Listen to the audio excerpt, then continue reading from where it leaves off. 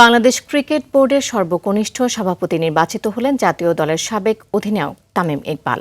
রোববার দিনভর ভোট শেষে ক্লাব ক্যাটাগরির রেকর্ড ৭৩ ভোটে পরিচালক নির্বাচিত হওয়ার পর সন্ধ্যায় পরিচালকদের ভোটে বিসিবির সভাপতি নির্বাচিত হন তিনি। দেশে ক্রিকেটের উন্নয়নই তার প্রধান লক্ষ্য বলে জানান বাংলাদেশ ক্রিকেটের সাবেক এই অধিনায়ক। এছাড়া সহ সভাপতি নির্বাচিত হয়েছেন ফাহিম সিনহা। বিস্তারিত রাফি আমিনের রিপোর্টে। নির্বাচনকে ঘিরে মিরপুর স্টেডিয়াম সেজেছিল ব্যানার ফেস্টুনে। তবে আগে থেকেই ৮ জন বিনা প্রতিদ্বন্দ্বিতায় পরিচালক হয়ে যাওয়ায় নির্বাচনী উত্তাপ আশানুরূপ ছিল না। এর মধ্য দিয়েই সকাল ১০টায় শুরু হয় ভোট গ্রহণ।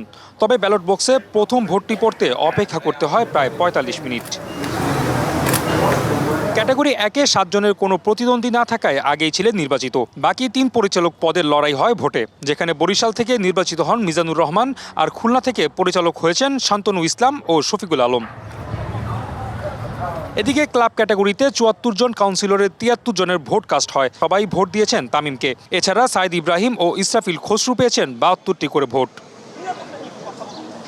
আর এনএসসি মনোনীত ২ পরিচালক শেখ মোহাম্মদ রুহুল আমিন ও সরফরাজ আহমেদ। নির্বাচন শেষে প্রথম সভায় বিসিবির নতুন সভাপতি নির্বাচিত হন তামিম ইকবাল আর সহসভাপতি ফাহিম সিনহা। ডিটেইলসটা আমি খুব ভালো করে জানি যে খুব সহজ না, সামনে অনেক কঠিন পথ আসবে। আমরা ভুল করব, ভুল থেকে শিখবো, রাইট কাজ করব, এটাই আমাদের করা উচিত আর আমরা তাই করব। বাট ক্রিকেটের উপরে কোনো ধরনের কোনো স্যাক্রিফাইস করা হবে না।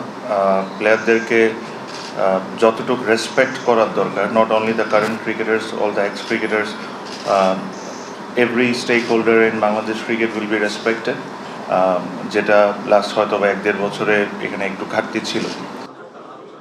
আশার বাণী তো শুনিয়েছেন অনেকেই, তবে বাস্তবায়ন করতে পেরেছেন কতজন?